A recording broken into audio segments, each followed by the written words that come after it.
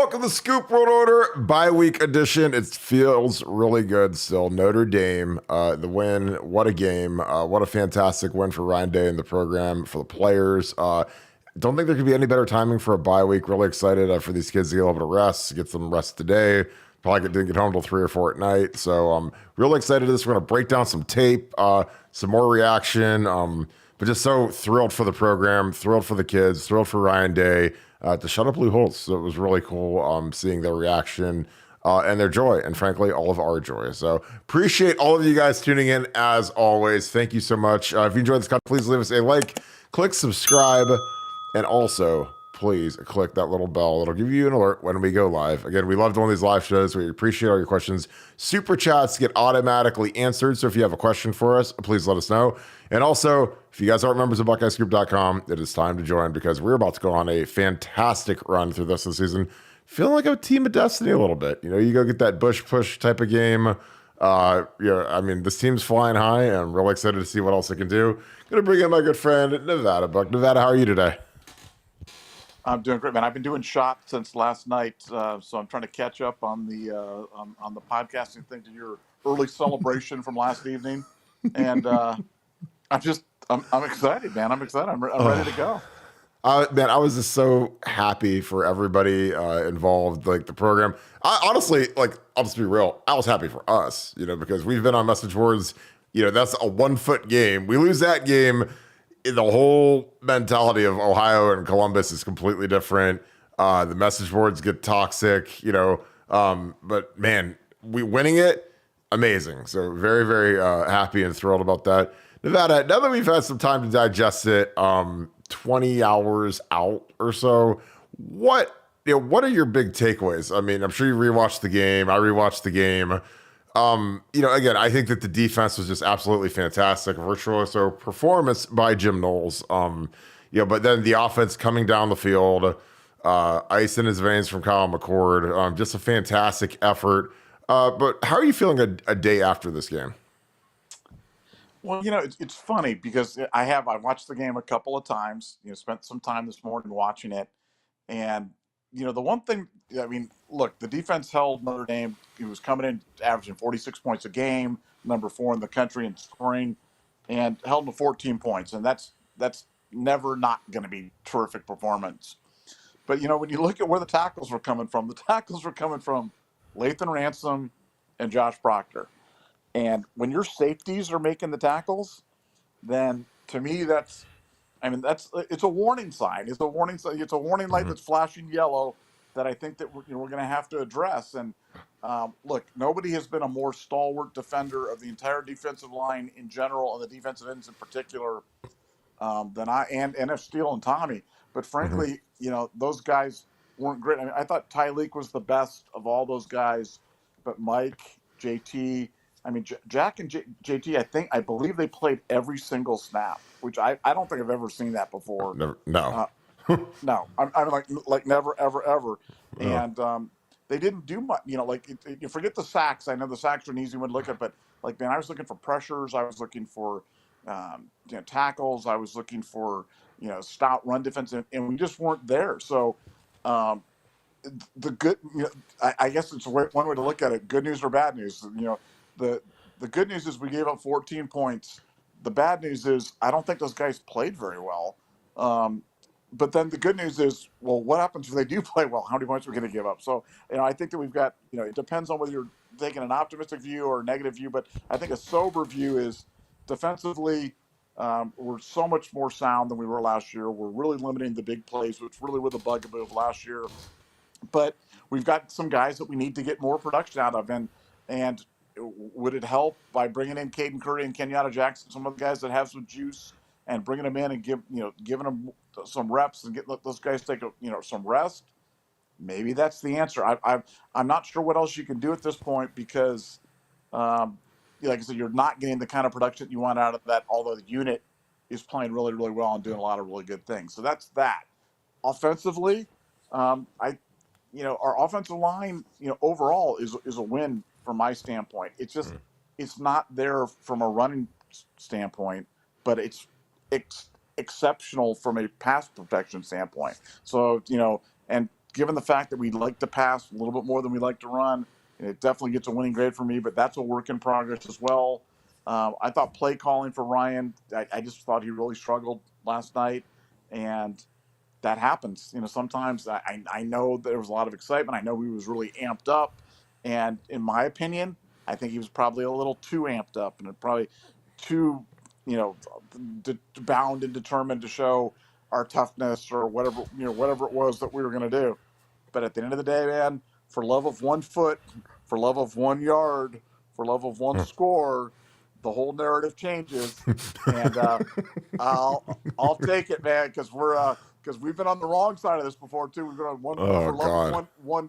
one kick last year. Everything would be Oh, different against Georgia, but look, I'll take it every time. And beating Notre Dame is never not going to be fun. And that environment was unbelievable. So oh, people saying, oh, it wasn't going to be loud, or it's not a very raucous. I mean, that place was banging last night, oh. and what a great win for the boys. And little thing, but I just have to say, just because I just thought this was fun. But watching Lincoln Keenholz and watching Devin Brown Oh. celebrate with Kyle McCord after the game, um, you can just tell those guys are good teammates, man. I love seeing that for the backup quarterbacks from guys that aren't getting a chance to play. You're not getting any of the Stanley Jackson after the 1997 Rose Bowl where he was stalking off the field all upset because Jermaine laid him on the last minute drive. And those guys were geeked, and was just so happy for everybody. Like you said, up and down the line from administration to the coaching staff to all the players, and Buckeye Nation. Just a great night all the way around. Yeah, I agree. I think that, again, like what a difference 1 foot makes. I mean, here's my question. So Marcus Freeman, who's a teammate of mine, so I'm not going to totally come off the top rope on him, but man, 10 guys on the field for the last 2 plays, like when you need it the most and your team needs you the most. Like, I'm not even sure how I look at my team their D-line coach is Al Washington, our old buddy. And then you got Marcus over there, and then you got Al Golden as your DC. But usually the D line coaches running the substitutions. Like, it was Larry Johnson is the guy that runs the substitutions for the D line at Ohio State. That's pretty typical, just because again, it's like a hockey line change sometimes where there's 2 guys coming in and off, and you always got to 2 for 2, 1 for 1, 3 for 3, 4 for 4, whatever it is with the D line. But I mean, how can that happen? And Nevada, if Ryan Day somehow was in charge of the defense and he didn't have a D end on the play, we're going to break that play down, when there's 1 foot to go and they've got 3 down guys versus a goal line set for Ohio State. Like, what would the reaction be to Ryan Day if he did that? Oh, it would not be pretty. And I mean, the scary thing is we still barely made it. You know what I'm saying? We still made it by the strength of Chip, stretching out, hanging it over there. God. I hate to shudder to think about what would happen if they Oh had my all 11, God. 11 guys on the field, but they didn't, and we won. And winners smile and losers they deal the cards, and we're just smiling the whole time. So Oh my yeah, God. yeah. Let's Yeah, take a can you look at that imagine? play. You imagine? Yeah, we're gonna get into the film right now. If we don't, oh my God, that would have been. Whew. Yeah, and shout out where you guys are watching from. Appreciate it. We got Knoxville in the house, Portsmouth. Appreciate you guys as always. So we're gonna get right into the film. Again, this is right after Notre Dame scored to take the lead. So X is unbelievable. I mean, this kid, like, I love this kid. He's one of the greatest kids ever. The walk on, he's got the block O on. This is just a nice, but these are my favorite kind of plays because this is just a nice, easy throw. And he's a great athlete. It's this little square in. I mean, this is like catch the ball like you're in the parking lot at the, the muni lot tailgating, little square in and open. And then just and again, Julian Fleming does not get enough love, but this little nudge right here, I mean, it just opens up the seat. You wish you could split these safeties, but what a huge play by that kid.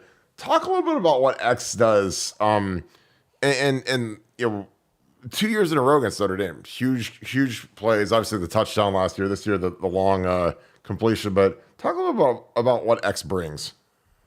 Well, he just has that knack for making those big plays, and we saw it in the game against Georgia. We saw it in Notre Dame the game last year, and obviously last night that was an enormous play. He's just one of those guys that just has a knack. I saw it as soon as they split him out there. I called it. I literally did.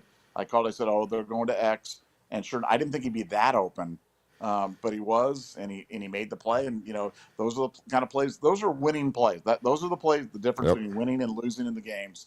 Because if Kyle, easy throw, guys wide open, easy to yank that throw and throw it into the ground or behind him or whatever it is, or somebody drops one of those. When you see that happen, that's when you're like, that's the football gods telling us we're not going to win. But that was a great play by X, timely, and really, from my standpoint, I think couldn't have come at a better time for Ohio State. Yeah, I mean, when they score to take the lead at home, it's a fever pitch in the stadium. I've seen it before, and when you complete that long, it's a long catch and run. I mean, it takes the air right out of the stadium immediately, and that's something that you need to do. This is an interesting play, and again, I think it's starting to catch up to us that we don't really have constraint. So our old friend Javonte Jean-Baptiste is right here off the edge. We do an orbit motion, and we run basically it's like a fullback belly. But we have nothing for the constrained player. We just have, this is full zone. And you're hoping that the orbit will hold the constrained player, but it doesn't. Like, again, he's been here. He knows Ryan doesn't like to, pull it or do anything. So he literally stops us. Javonte does. And again, it's a good play by him, but, again, when there's not constrained, and again, this is an attempt at constrained, but, I don't know. What'd you think of this call, Nevada? Well, I thought Trey made it. I thought Trey, if you see where he lands, look where the ball is. I thought he made the line. And I thought that should have been a review. I thought that should have been something that they took a look at. All night, there was, we can talk about this one till we're in the face. Yeah. The Marvin Harrison catch where he got 1 foot down, and then they focused on where his hand hit after his foot hit, and the announcers spent 5 minutes talking about it. Then they brought in the rules analyst, and the rules analyst started talking about the hand, and I just felt like maybe there's some sort of rule that I just don't understand in college football, but I'm pretty sure if you get a foot down in college football, that's possession, right? Yeah. Yeah. Is there something I'm missing on that? No. Again, I think the officiating this year has been an all-time low. I mean, we've had some games. But Kurt, that was ruled a catch on the field. Mm-hmm. That went to review, and they reviewed it. And we still got determined that there was irrefutable video evidence of error on the field. And I think it was completely the wrong call, 100% the wrong call. How can that possibly happen? Should never. You can miss calls in the field. No, you can't. But you can never miss review. Review should be 100%. Not even 99.9. It should be 100%. I totally agree. You get no argument from me. I totally agree. I think that it's one of those deals where, I've seen bad reviews. Again, when I'll never forget, we played in the Gator Bowl in 2011. And Boom Herron, his butt was on the ground, and he had the ball like this, and his butt's on the ground, and they rip it out, and they call it a fumble on the field. And then I look at the TV, and I was like, oh, there's no way that's a fumble. His entire butt is on the ground, and he's sitting there with the ball, and the Gators ripped it out, and they called it a fumble, and then they reviewed it, and then they upheld it. And I literally left the booth because I didn't care, because I didn't know if I was going to be gone after that year for Urban was going to entertain me. And I go and I knock on the door of the replay booth, and I yelled, you guys are and I said some bad words that I'm not going to get demonetized on YouTube for saying, but I literally knocked on the door, they opened it, and I said, you guys are effing kids, because they were. And I was like, I can't believe you guys are actually doing that when he's clearly down. But again, whatever. I digress. But no, I agree. I don't know how you can get it wrong with modern technology, especially when NBC has the game. Because when NBC, when they do these big national telecasts, they've got so many cameras, so many views, it's crystal clear, 4K, it just can't happen. And I agree with you, but no, I thought it was a terrible call. I want to go back to this this little belly play to Trey. See, I get what they're trying to do with Luke Montgomery. This is not an indictment of Luke Montgomery at all. It's more that I just don't love when we bunch all this up and make it this big cluster, because I think it's a lot cleaner. This is Luke over here as the extra tight end in the 98 jersey. I just like when you have another receiver out here and you keep it split out, because you orbit it, then you start bringing everybody in here, and this box just gets real congested, And again, we don't, like Luke, and this is an indictment of Luke, but he doesn't, we don't really get anything extra out of having that guy in there other than, you've got 6 offensive linemen in the game and one's in an eligible number. But I digress to that. So we'll get to the next play here. Oh, the jet sweep. Well, this almost was a disaster. And then it was a disaster. What do you think of this call, Nevada? I mean, look, you have to, given the rules now, as the rules are currently configured, and they're allowing you to push ball carriers in that situation, Yeah, you should run the quarterback sneak yeah, 100% of the time.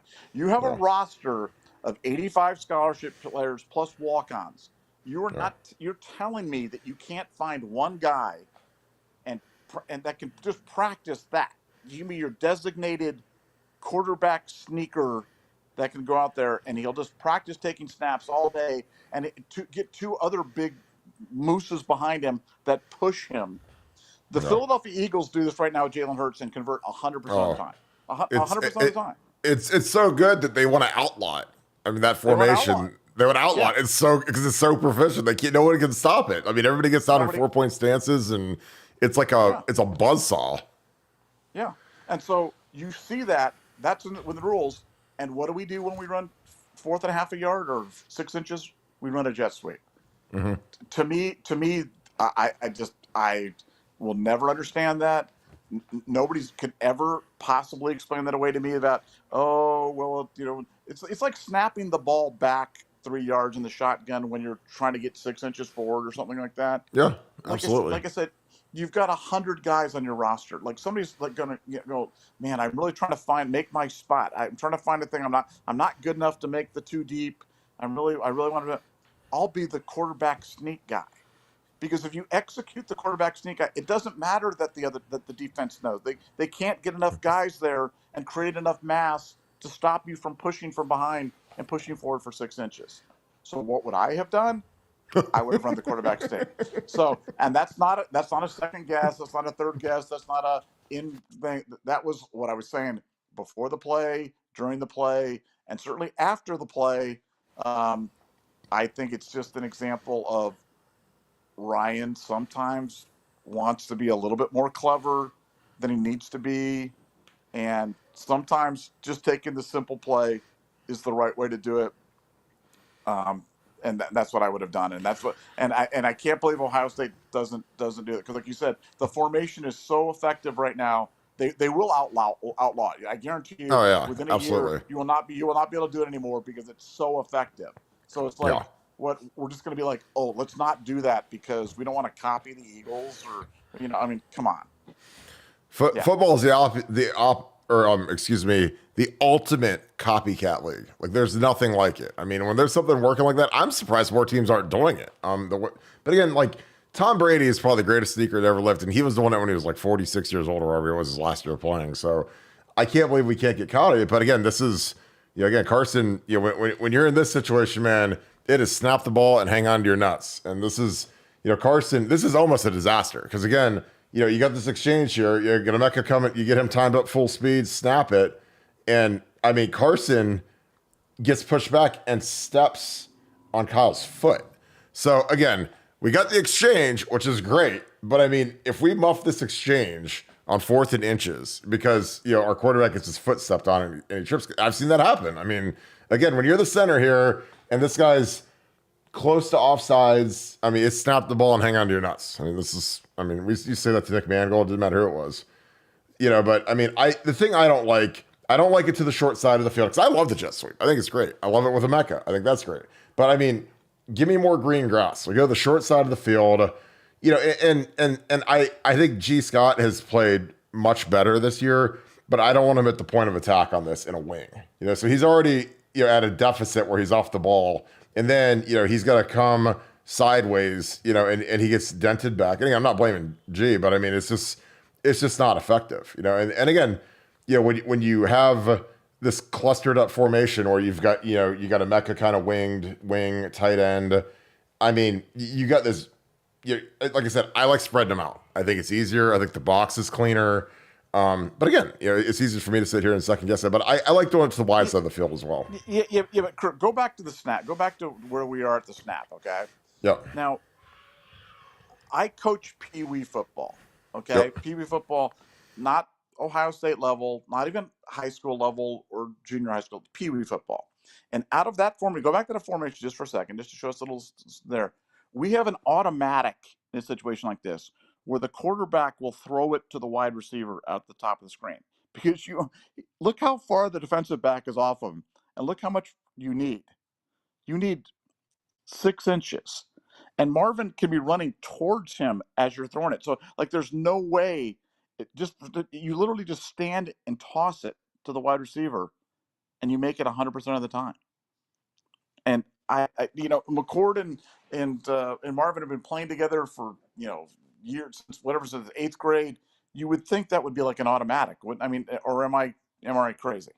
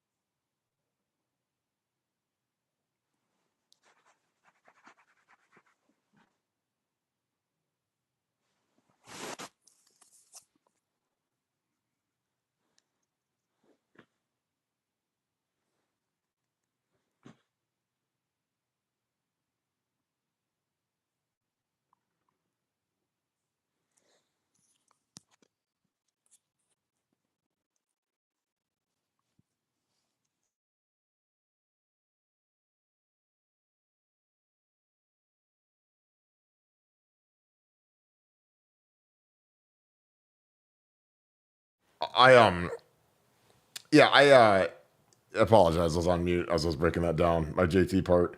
Um, we did the JT deal here, and Nevada. Your thoughts on JT? I was shocked that these guys played the entire game because I don't think I've ever seen that out of an Ohio State group. Oh, lost Nevada. There it is. Hey, what's up, man? All right, so You've been on mute for 5 minutes there, Barton. I got it back. We're good. But no, I was breaking down this JT play. I'm gonna have to break it down again. You your thoughts on JT? I was shocked these guys played like they both played every snap. I don't think I've ever seen that at Ohio State. Two ends play every snap. But your thoughts on that? Well, I mean, he came up with a couple of big plays there at the end. Obviously the big sack or tackle for loss, whatever you want to call it, and then the almost interception on the screen pass. But I thought those were bad plays by Notre Dame. Cost clock, and yeah, so that's just one of those things. So we got the drive of the year, basically. 3rd and 10. Kyle dices it. Again, Emeka was fantastic last night. But we get down here, and this is curious. So you've got no defensive end, which is, when these guys are making $1 million a year to coach D-line, like, I don't know how you can sub guys in and out and not have an extra person. But your thoughts on this one, Nevada?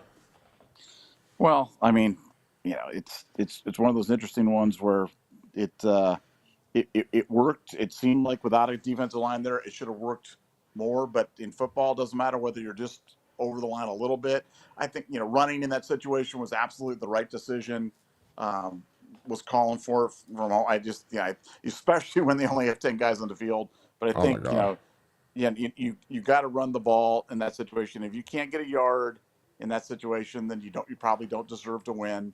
And we got it. Chip made a nice play because it wasn't particularly well blocked up, but it was blocked up well enough for him to get that yard. And that's all we needed. And uh, what a really just seeing the joy on everybody's face. And you said something at the beginning of the podcast that I thought was completely spot on, which is what a great time for a bye week. Initially when I saw the schedule and I saw this, wasn't crazy about the bye week being this week, being this early in the season, frankly. Um, but I'm telling you, when you see that kind of an outpouring of emotion from a team, and they're playing a night game, and as you pointed out many times, they probably didn't get home till whenever, so they probably lost Sunday, and get back to it on Monday, and try to get back up on that emotional horse. And if we had to play this Saturday, man, I could see letdown city. I mean, I could see that, and so I think the bye week's coming at exactly the right time for Ohio State. Get Marvin a chance to get healthy, but most importantly, let this team get a chance to kind of come off that high, refocus, clean up the things that we need to clean up on, and continue to get better. So I think the bye week timing could not have been better for Ohio State, and that's just another sign that I think this might be a team of destiny, because when stuff like that falls for you, you never know where the blessing is, but that was definitely a blessing. Yeah, I mean, these kids, I mean, it's miserable after these. It's fun, it's jubilant, obviously, but it's miserable because when you get home at 4 a.m. and then you got turn. And I'm looking at Notre Dame's schedule right now. And here's my question to you, Nevada. When we look back at this win, will this be one of those wins where like last year, like Notre Dame was like a top 10-ish team. And by the end of the year, then the next week, they lose to Marshall. And by the end of the year, they're just kind of whatever. Will this be a team that will end up being a good win, or will this be one where they'll say, oh, well, they beat them when they were 9, but now they're trash because Ohio State beat them, and their schedule is absolutely, this is one of the hardest schedules I think I've seen. So they got to play Duke at Duke next. So they have this crazy emotional night game loss where these kids are probably feeling like trash right now. They have to go to Duke, who's actually really good this year. Then they have to play at Louisville, who's good, and then they have to play Southern Cal the next 3 weeks. And they've already played 5 games because they played a week 0 game. They don't have a bye week for another, till the 21st of October. I mean, that's crazy. I mean, but how do you think this will be looked at by the end of the season, or even the middle of the year? I mean, even after they play Southern Cal, because I mean, Southern Cal could take it to these guys. But what's your thoughts on that? I think Notre Dame's a good team, and I didn't think they were a good team last year. I saw them last year and thought, wow, the team's just not very good. But I think Notre Dame is who we thought that they would be. I think their offensive tackles are really good. I thought they ran the ball really well. Their offensive line played well. I thought Hartman played well. Hartman made some throws that I frankly didn't think he was capable of doing. Um, what would be scary would be if Hartman was a little bit more escapable, a little bit more mobile, because the way Ohio State was having to stop the run was we were having to commit everybody to it, including the safeties, and that's a little scary when you get down the road and you play against teams that, even like Wisconsin, that have a quarterback that he can run that zone read stuff. Penn State can do it. Michigan can certainly do it.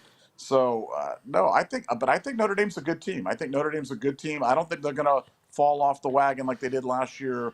I think at the end of the year we'll look back on this one and it'll still be a good win for Ohio State and still be a nice feather in their cap as we prepare for the playoff.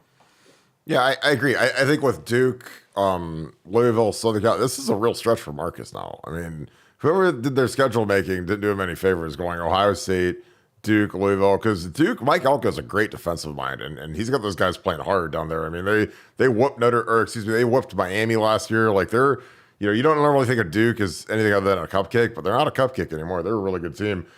I'm gonna go back to this play real quick, just because I don't like. Like this alignment for the tight end. I don't know why he's not on the line. It's kind of weird. It's kind of like a semi wing, semi inline, but man, he needs to be in line, man, because like he's kind of, again, I don't know if he's supposed to be like that, but he's kind of like in a wing, and I'd put him on the line, man, because I mean, he's starting behind the eight ball just from this alignment, because he's got to go get this guy, and I mean, he's got to go hard and to not give up penetration, and he can't get it done. He's going against his boy Javante, and it's like, I think you got to put these guys in spots, because Cade's up there mauling, and it's funny because we literally call the perfect play call for, when someone runs a defense that doesn't have a defensive end in the game, like right here. This is a perfect call because you're running right at where the DN's supposed to be at. So, yeah, like I said, not being overly critical, but man, it's like that.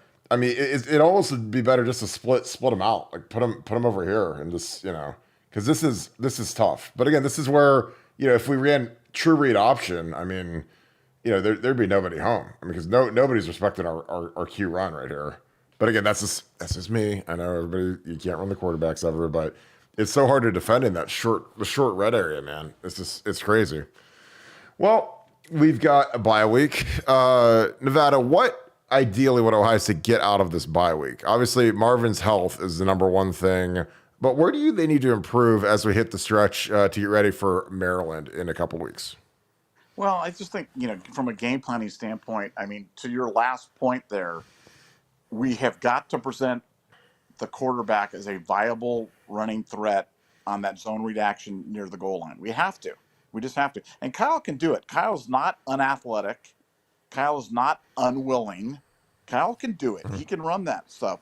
And Ryan Day's got to dial that up because I see it every single week in college football. Running the quarterback, or at least presenting the threat of a running quarterback near the goal line, is overpowered. It's one of those things that it's almost unfair to do to a defense. And when you take it out of your arsenal, you're really limiting yourself. And, people can say, oh, we're saving it. We're kind of keeping our back pocket for that right moment. No, we just don't use it. And Ryan has been reticent to use it. And I think it's a huge mistake. And I hope that he comes out of that and just use them a little bit. I mean, you'll see guys run all the time in the NFL now. Just routinely, they'll run them in the NFL. If they can run them in the NFL, you sure as heck can run them in college. And that's the thing. And again, to my earlier point, it's not that Kyle is unwilling, or it's not that Kyle is unable. He can do both of those things. Man, he ran that one in. He ran so fast into the end zone. They're following Chip on that touchdown thing. Like I said, if you'd given him the ball, he'd have walked into the end zone. But I think that's one thing we can work on. Defensively, we gotta figure out, what's going on up front, because I'm truly mystified by the idea that we played the defensive ends the entire game. I mean, that I've just never seen that. I have never ever seen that. And it's not like our defensive ends were tearing it up. It's not like, oh my gosh, those guys were doing so well, I just couldn't think of pulling them out, or that the guys behind them have been so spectacularly unproductive that we couldn't play them. I mean, that's Caden Curry, Kenyatta Jackson. These guys have been playing well. They've been playing at a high level. You can't give them a snap? I don't understand that at all. I'd like to hear an explanation of it. I'd like to hear an explanation of it, but I have never. That is one of the more absolutely stunning statistics, and I think that Ohio State's got to kind of figure that out, because you're not going to make a living having your safeties make all your tackles. That's not going to work. That's not going to work down the road. That's not going to work there. But, I'm not going to complain about 8.5 points a game. I thought Knowles did a absolutely fabulous job. It was so great to see a guy like that just shut up so many people that have been ragging on that guy. And he just cowboyed up. And when we needed it the most, they stopped him and got us the ball back. And that's, what more do you want from your defense? Your defense is like, if you said before the game, hey, we're going to give up 14 points to Notre Dame, you okay with that? I think everybody in the planet would be like, yeah, I'll take that. We're going to give 175 yards to Sam Hartman. He's only going to throw for 175 in modern college football with all the passing rules and everything. Like, you run to the bank and try to get as much money as you can to go lay the ranch on Ohio State money line is what I'm doing. The guy that leads the nation in rushing, Audric Estimine, he's only going to have 70 yards. If I said before the game, Sam Hartman's going to throw for 175, and then the guy that leads the nation in rushing is going to have 70 yards, you're just like, okay, sure, you're crazy. There's no way. But again, I thought the defense played exceptionally hard. Offensively, again, it's just win by a point. You go to those games, man, it's just win by a point. It's style points, whatever. Like when you're at a hostile place like that and you got a lot against you and it's kind of that big whatever. I mean, I'm telling you, like, you just want to win by a point. Like, I mean, it's like when we used to play Michigan up at Michigan, win by a point. It's the only objective. It's not style points. It's not, ooh, I hope it's pretty. It'll be nasty, grimy, gritty, whatever, but just win by a point. Nevada, what's this team's ceiling as we go into the bye week? How are you feeling about this team? How high can these guys climb? Look, I've said all year, I think this is a team that can win the national championship. And, I think that we needed to answer some questions. I think this team was going to go as far as Kyle McCord, frankly, took them. And in my opinion, I think Kyle McCord showed that he's got the stuff that you can win a national championship with McCord. A lot worse quarterbacks than Kyle McCord have won national championships. I think for us, the question is going to be, can we firm up that defensive line? Can Steele and Tommy be better? Because they weren't great. They weren't good. And nobody is bigger Steele and Tommy fanboys than me. I get it. They got to be better, and we've got to be more stout against the run because that's an issue. That's something definitely to improve upon. Offensively, I'm telling you, on the offensive line, we could solve 90% of our run issues through scheme and less predictability. Yeah. Because I can call running plays at Ohio State to about 99%. I can call it to about 99%. I can sit there and watch by formation and go, we're running. And I can assume if I can do that, the defensive coordinators that are paid to watch this can do it as well. So I think if Ohio State could just get a little bit more, look, when they deviate things just a little bit, when they pull guards and tackles and go to the other side and run counteraction, it works so spectacularly well because the teams don't know what to do because they're like, wow, I can't believe they did something different. So I think that, you can start doing some stuff by utilizing the quarterback as just present him as a small running threat. You can start using more counteraction. You can start pulling guys. You can start spreading them out and running, out of the power spread. I mean, there's so many things that you can do to help out the offensive line. An offensive line that's not a great run blocking offensive line, but I think it's scheme. I'm telling you, it's scheme. And my final thought on the thing is, for all the Trey Henderson haters out there, you guys, you were getting it. No, but this is, man, I took so much abuse. Oh, your boy, Troy Henderson. Oh, he did just, I'm like, guys, he brings something different to the team that nobody else on the team possesses. And God bless Chip and Mayan and Evan and Dallin, but they can't do that. And he almost housed another one. And frankly, if in that last drive, if Kyle would have just flipped the pass out there instead of, beaning it as head from 5 feet away, Trey might have run that one down there too and made that last drive a little bit easier. So he's such a threat. He can catch the ball, he can run the ball, he can block, he can do all those things, and he can take it to the house. He's a game breaker. And you guys all saw it last night because that was a huge play when we needed it the most. And Trey Henderson, guys, just let's get off the fire Knowles, fire Trey, all this stuff like that. They're just bad takes. Let's send all that stuff to the island of misfit takes and it never to be seen again. And let's just get on. Let's get on the Knowles Express. Let's get on the Ryan Day for National Championship Express, and let's go win the whole darn thing this year. There's no reason we can't do it. It's all there. See that, and that's how I'm feeling. I mean, I think that these guys, gritty win. Again, Trey Henderson just fantastic last night. Again, guys that have jets are my favorite type of running backs. I played with Beanie. Beanie was a 4-3 guy. When they break the line in that stadium, and when they run through the line, and you hear the stadium just get completely quiet, it's literally the greatest feeling in sports. Like when you're sitting there and you're watching, when I had Beanie's little 28 jersey getting further and further away and pulling away from little guys and DBs. That's what Trey was. I mean, those linemen that were in there when Trey broke that 60-yarder, I mean, it's the greatest feeling in the entire world. And nothing is more energizing for a road team than breaking a long run for a touchdown. I'm just telling you, it's like it just electrifies the entire team. And that's the gear that he has that those other guys don't have. Chip might have a fifth gear, but he doesn't have a sixth gear like Trey does. So, any other final thoughts? Got the bye week. Again, we're still working on BuckeyeScoop.com, but yeah, like I said, that was the Nevada Buck game last night because it was Jim Knowles, Trey Henderson, a big victory. Yeah. And there is still room on the Knowles Express, correct? There's still room on the Knowles Express, but the Knowles Express is pulling away from the station quickly. So you better jump on pretty quick, man, because the train's coming down the track, and if you get in front of the train, man, it's just going to run you over. So That's better right. get on the Knowles Express, and like I said, Kirk Burton, I want to just again commend you for starting the celebration in the second quarter yesterday. You called me and you're like, Nevada, we are going to win this game. I have no doubt we're going to win. I'm going to start doing victory shots and start doing it in the second quarter. And I'm like, man, Kirk, I love you, but I think this game's going to be close. You're like, no, we're winning. We're winning the game. We're winning. Hey.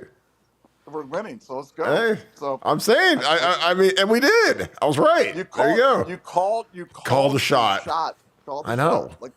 That was awesome. Call a shot, take a shot. No pun intended. Yeah, that was awesome. You're the best. All right, let's get out of here. We appreciate you guys so much. Thank you guys for tuning in. As always, you guys are the best. Had a great time yesterday. Awesome game. Awesome win for Ryan Day in the program. So happy for those guys. If you guys have not joined BuckeyesScoop.com, you guys need to join. Our board is on fire right now. A lot of momentum. Could this be a national championship year? I think it could be. So with that being said, if you could leave us a like on the way out the door, we appreciate you guys so much. Click subscribe. Also click that little alert bell, and you'll get our content every time we go live. So appreciate you guys so much. I hope you guys have a great rest of your night. Thank you so much, Buckeye Nation. Thank you, Scoop family. Go Bucks.